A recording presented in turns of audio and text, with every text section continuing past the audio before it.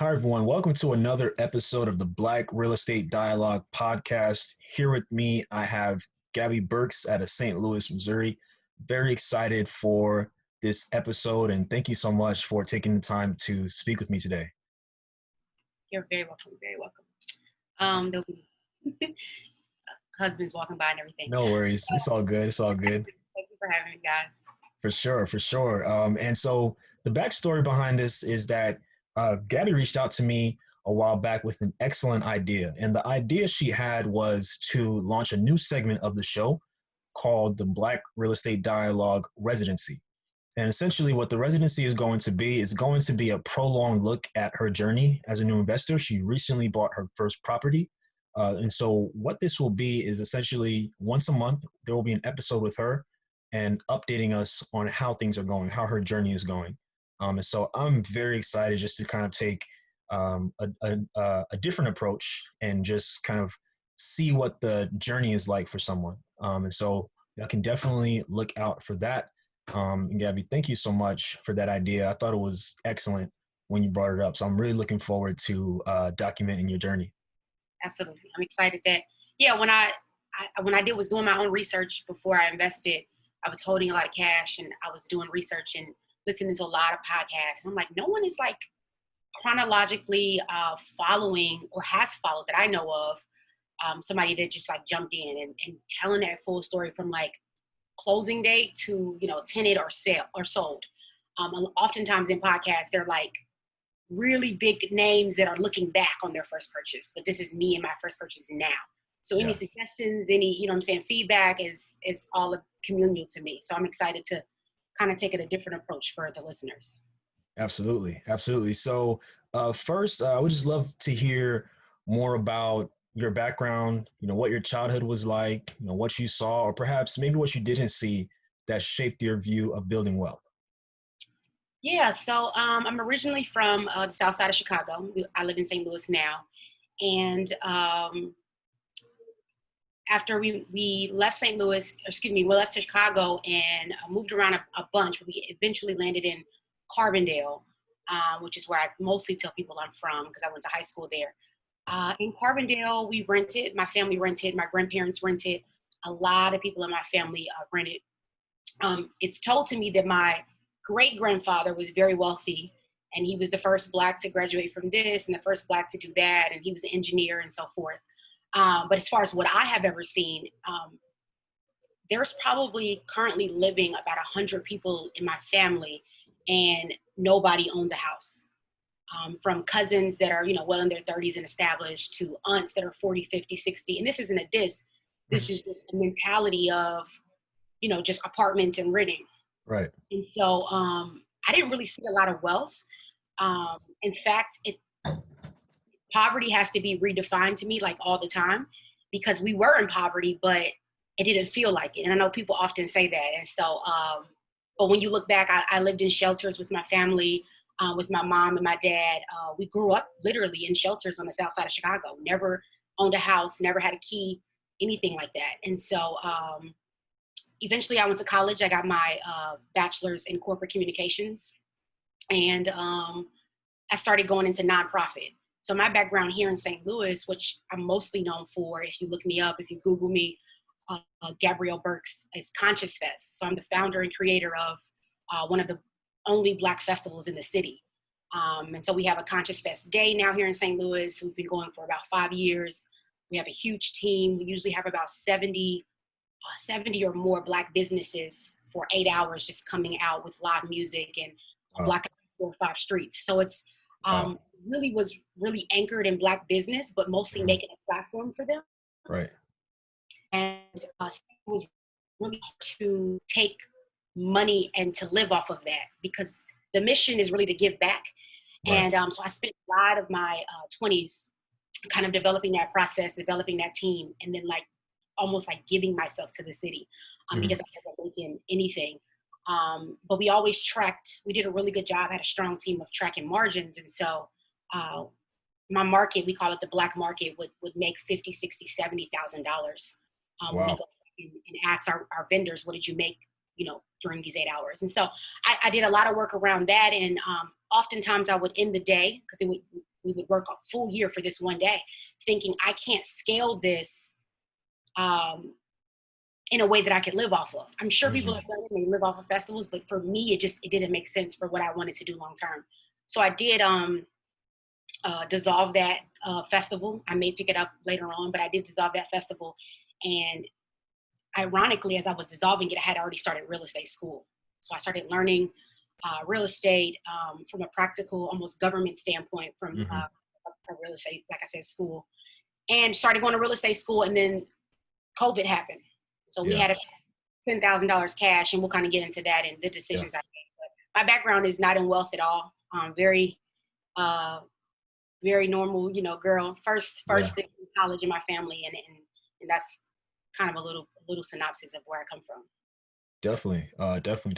Something I would like to expand more upon. I know you mentioned that there's nobody in your family, in your immediate family, or perhaps extended, who owns homes, and you kind of grew up in various shelters and such. How did that experience as a kid, like, how did that impact you? Like, what did, as far as like your future and having a place to stay, or be, eventually being able to provide a safe place to stay for others in the future, how did that impact you as a kid and now, that particular part of your experience? Sure. I always felt like I am a hoarder of information. And so I always remember locking down information in my mind and saying, I'm never going to do this. I'm going to do that. I'm going to be with somebody like that. I'm going to be this type of woman. So I was always filing information. In fact, a fun fact about me and my brothers was this: we're from Chicago. So Barack Obama and Michelle used to babysit us while my mom went to college. She went to DePaul. Wow. And so I literally remember being in their house and just not necessarily feeling wealth, but feeling like completion, if you will, like just feeling like this is a house, and so like as a kid. And so not seeing, I saw what I wanted, but I wasn't there, right? Yeah. And so I did a really good job, I guess, of just kind of filing away experiences like Michelle and Barack, or experiences like my mom at DePaul, and seeing these college kids like pursuing something else, and filing away, these will be my experiences. And then I literally like sought that out. And I think that in terms of my journey now in real estate, I talk to my mom all the time. She was my first investor. She's a private investor in this journey. And she pulled out of her 401k because she totally believes in anything that I do. Wow. I told my mom, I said, she said, well, who will you rent to?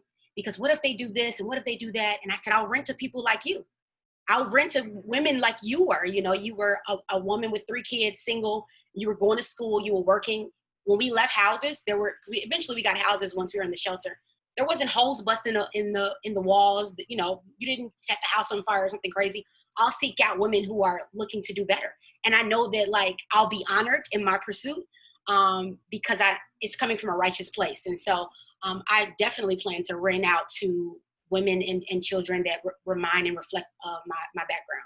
So definitely. And I really like that. What I gathered from that was, you had certain experiences growing up, but you want to use those to help people who are in situations like you and your family were at certain times during your childhood. And I think that's very powerful because, a lot of people, just generally speaking, they have a me mentality, and they don't come from a place of service. They don't come from a place of wanting to help others. But I think, and I know even as an investor, you want to look out for your partners. You want to look out for your tenants. You want to provide them with a good place to live. You want to provide your partners with a good return. And so, I can definitely see how having that kind of attitude will be beneficial for you as you get into your real estate journey. definitely. For sure. So you touched on it a little bit, but I would like to hear some more about why you decided to get into real estate investing. Yeah. Like I said, I started so I was working in nonprofit in St. Louis as my general 9 to 5. And actually my employer laid me off. And that's a whole nother podcast. So she laid me off. And we don't have time for it. I was so grateful. I was Girl, thank you. So she laid me off, and I got on unemployment and just kind of like was sitting with my thoughts. But I think the important thing to note in my journey, because we talk about what got me into real estate, I wasn't really interested in real estate. I thought it was too big for me. I thought it was going to be too hard. I thought it was going to be too much money, and it was like this mountain that I didn't want to necessarily. I was scared of. I was in fear, and I had my first son, and he had a brain injury. And so we were in the hospital for months and months and months. And I literally could not physically work. So I was working from hospitals. I was working from, but I wasn't being productive. And so I got laid off. She actually laid off like 20 people. So it wasn't for my son, I don't think. But so I got laid off, and I thought to myself, I have to do something to where I am available to my family. Like, what can I do? I can't go back to like a 9-to-5, whether it's nonprofit or for-profit. What can I do that I'm going to be able to, at the drop of a dime, go be able to see what my son is doing or assist my son? And so we also homeschool. And so there's just like all of these mechanics that make up who we are as a family and our value system. And so you almost sit and write, like, what type of career can I have that still enables me to do these things? And real estate was like at the top. And so I had to take a personal inventory and say, what are my values? What am I good at? And what can I do if I really apply myself? And so I think my son's brain injury was a huge motivating factor on why I got into investing, and brought me to where I am today. Wow. I believe that's very powerful. I'm sure that was not an easy decision to make, because, when you think about a 9-to-5 and or getting another one, you just think about that check, right? You're going to have that check on the 15th and on the last day of the month. But I commend you for just taking a step back and looking at what's best for your family, what's best for your current circumstances, and all that has just so happened to push you into real estate, which I think is even better. And so I would like to hear more about your learning. What type of resources have you used to learn? Do you take any classes? I know you mentioned real estate school. We'd love to hear a bit more about that, because I know, you're pretty fresh. So I think it'd be very relatable for some listeners to know kind of some of the things and people or social media, whatever, that you've used thus far to learn. Yeah, no doubt. I think I have a lot. I think that for about 9 months, I was kind of picking in and out of real estate school because it's just all online. So you're mostly learning laws. You're not really learning like application, just like the do's and don'ts. If you can decipher between what I'm trying to say, you're learning the laws, not the like actionable steps on how to be a real estate agent. And so I wasn't really interested in it. It was very technical. So I've been doing that, or I was doing that for about 9 months. And then I actually just got back on Twitter. So I got on Twitter a few months ago, and let me back up. I knew I wanted to get into real estate, but I was trying to find almost like a mastermind group locally. I was like, let me find people that are doing this, that are maybe millennials, that are of African descent, and I couldn't find anybody in St. Louis. I'm sure there's thousands of Black people investing in St. Louis. I couldn't find nobody. I found I have my mentors now, which I'll talk through in a minute, but at the time, I think that was important because it forced me to go online. And I said, if I can't find a mentor in the city, then I'll find one online. And so I literally called Brandon. I think he goes by Billionaire Invest or B Invest. I call him a mentor. I call Aisha. I call Big Cuz Draco. All of these people are like mentors. And I literally would, until I fell asleep, just go through their tweets until I fell asleep. And then from that, because it was not only like me that are doing things far beyond what I could have ever imagined. Once I've kind of fueled myself with all of their tweets and all their knowledge, a lot of times Brandon would drop links. I printed off everything he ever dropped. Any book they ever referenced, I bought, I read. So I started following people. This is my how I went to class, if you will. I started following people who were already doing it. Black Wealth Renaissance, definitely another one. Side Hustle Pro is huge, huge, huge. Not in real estate, but just all side hustles in general. And so I started following all of these people and joining their Facebook groups and joining their lives. And eventually, I actually started to have anxiety because I was like, wait a minute, there's nothing. I got to a point where I wasn't learning anything anymore. They were just saying the same thing over and over again. Yeah. And it came down to, are you going to do it?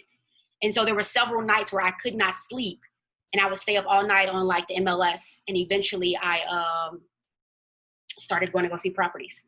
So I kind of like self-taught through social media, actually. And That's amazing. That's amazing. That's amazing. And what I really like about that is, I mean, we're all on social media, right? We're all millennials. We all scroll through the gram and Twitter and stuff like that. But what I want to drive home with what you said is it can be used for entertainment and also for education, because there is so much free game dropped. It's not even funny. So, you know, if someone doesn't have a dime, there's so much free game. You're already going to be on social media, assuming you're somebody who uses it fairly often. You can budget some of that time, go on real estate pages, go on my page, making a plug, go on, you know, wherever you want. You know what I mean? And so there's endless game out there on Twitter, on Instagram. And I think a lot of that stuff, you know, you may not consciously be aware of what you're taking in, but it gets into your subconscious too. And it comes out in various ways. So I think that's great. I think that's really great. Were there any other resources or any other people who you went to learn? Yeah, so I know Audible is doing, since COVID, because I just got into this in the last few months. Yeah. So they're doing, I think it's free books on Audible, the app. So I downloaded the BRRR strategy, which is just buy, renovate. I don't want to mess it up, so you'll leave it in the comment in the description. But the BRRR concept with the buy, renovate, rent, refinance, repeat. So I bought that book and I listened to it on Audible. But a lot of podcasts, and not just real estate podcasts, but just like building wealth. Yeah. And almost 1 out of every 3 or 4 was real estate. And it just kept coming back. There'll be somebody that did an app, and then there'll be 3 people that did real estate. And there'll be somebody that did a cleaning company, and then there'll be 2 people. And so I was like, okay, this is clearly, you know, almost like a no-brainer. Yeah. A lot of podcasts. But that book was a really big one. Also, of course, everybody says this, and so I'll say it too. Rich Dad, Poor Dad. Yeah. Changed the game for a lot of us. For me too. So, but yeah, I think that is the extent as far as my like research and resources that I found through the internet and through books. For sure. And then the last question I have for you, can you very briefly describe what your first transaction was? You don't have to go into great detail. We'll have time in further episodes for that, but could you just give like a high level overview of your transaction and what your plan is for it? Yeah. So, bought a property on the north side of St. Louis. And again, we'll get into more details, but I bought it for $10,000 cash. And my plan right now, and I'm almost certain it's going to change, but my plan right now is to hold it and to put a tenant in it. Because I'm in between several plans, but today at 5:34, the plan is to hold it, to put a tenant in it, and to refinance. Gotcha. That's amazing. And can you share more about the St. Louis market? It's a market I've heard about, and I mean the Midwest in general is really great. A lot of cities are coming back, but what's happening in St. Louis?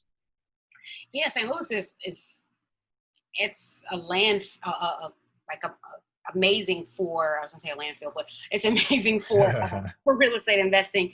So one of the really big initiatives that my friend and I'll leave a link.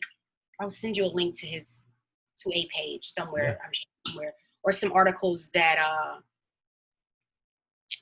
he's an alderman of the 21st Ward, and John Collins. He pushed an initiative that did get passed, and it has been on the floor for about a year. So you can come to St. Louis, and you can buy properties for $1, and there's just a massive amount of investors here that are buying very similar to the ones that people are posting on Twitter for $1.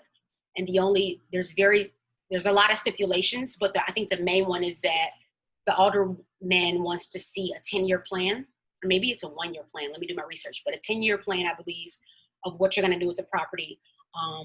Because we have thousands, tens of thousands of vacant homes, tens and tens and tens that the city owns, much like in Detroit or Cleveland. I mean, it's pretty much the same when you talk about in Black neighborhoods all over big cities. So that's a huge opportunity for any real estate investors, kind of partnering with the alderman, which is a strategic plan that I have throughout my whole process. I just got off a call with the mayor a few hours ago.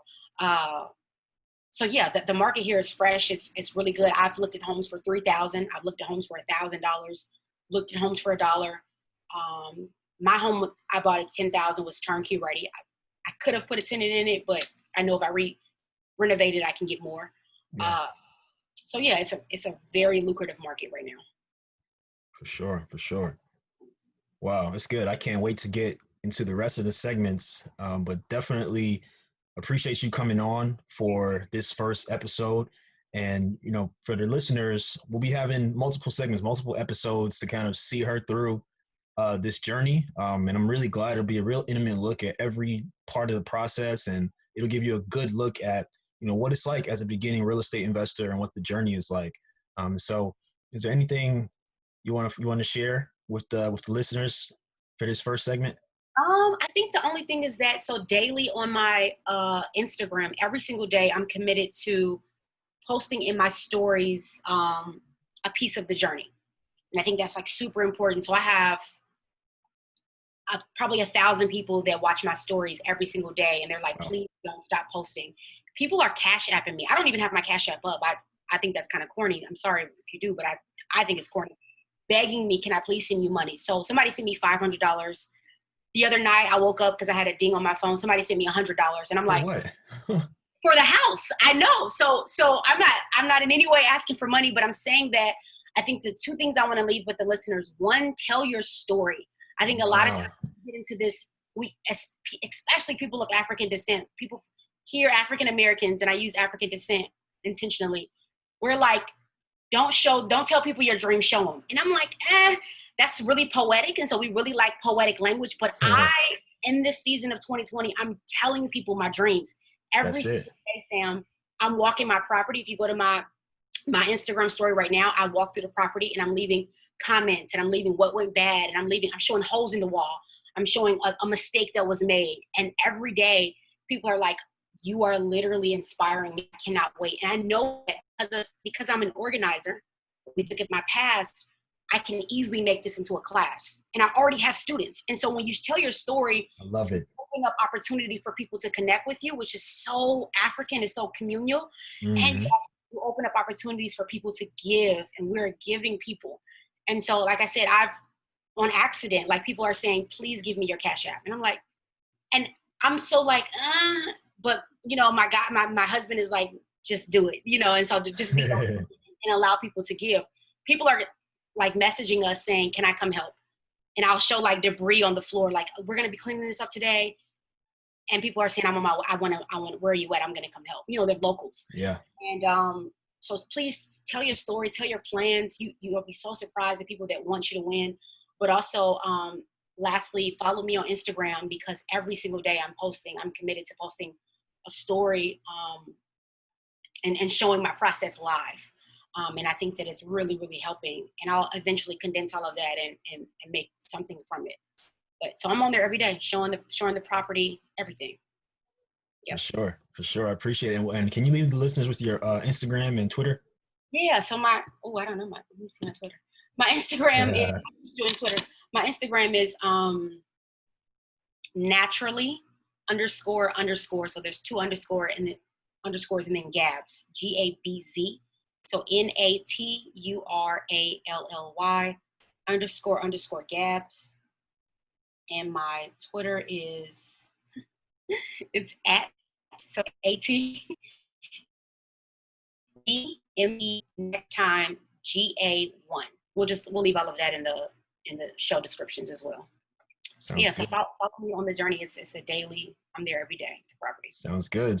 Definitely looking forward to the other segments and just documenting the journey further in more detail. But everyone, thank you so much for listening to another episode of the Black Real Estate Dialogue podcast, and also the first episode of our segment, the Black Real Estate Dialogue Residency. Shout out to our first resident. Looking forward to talking to you all soon.